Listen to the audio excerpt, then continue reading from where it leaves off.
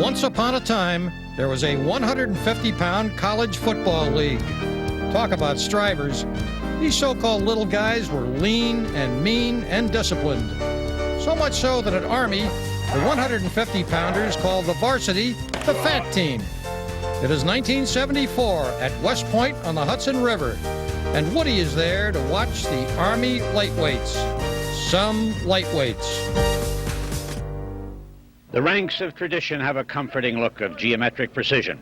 And though progress may dissolve the pattern, one tradition remains constant. Army lives to beat Navy. Navy, take from us a victory. Costumes are the same, but the cast is different. From the days when cadets Blanchard and Davis, Mr. Inside and Mr. Outside, stepped from these formations to a football field where the subjection of Navy climaxed another unbeaten season.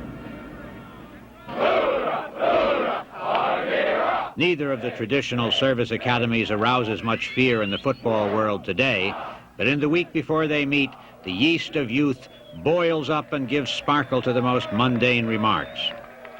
We're going against you guys? Yeah. Should be good. Yeah, you know, a little hard hitting today.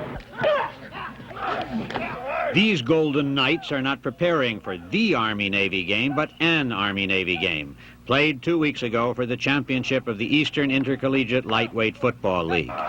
It's sometimes called 150-pound football, though in deference to a growing nation, it now has a 158-pound weight limit.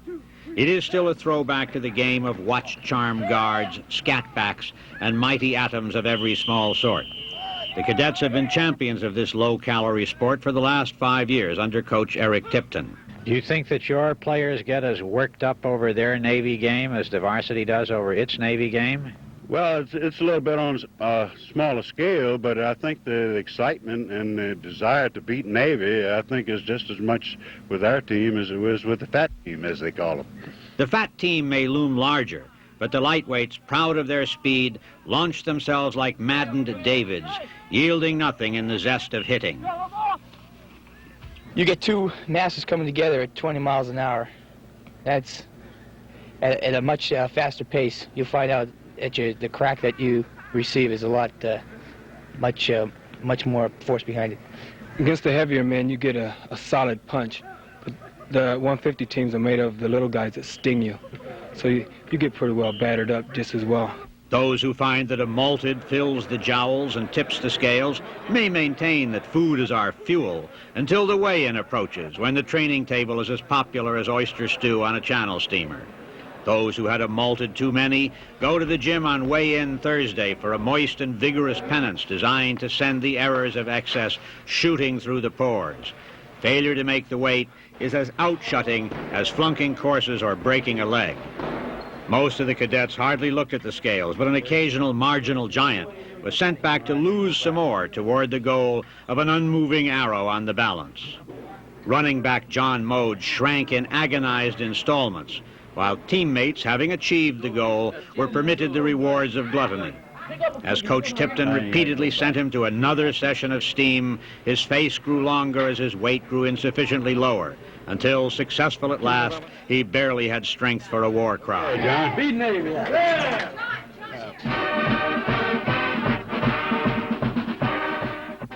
When these cadets and middies met at Annapolis, no special trains ran spectators to the stadium, and no ceremonial honors were necessary for statesmen or kings.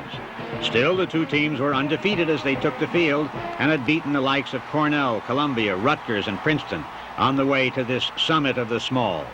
To the eye, used to the nimble dinosaur pace of varsity and pro ball, these players seemed to run as springily as science fiction characters on Mars. But the game was essentially the same. The hitting is hard, the touchdowns as exhilarating, and the injuries as painful. At the end of a 28-12 Army triumph, the size factor was dramatized by the number needed to carry Coach Tipton off the field.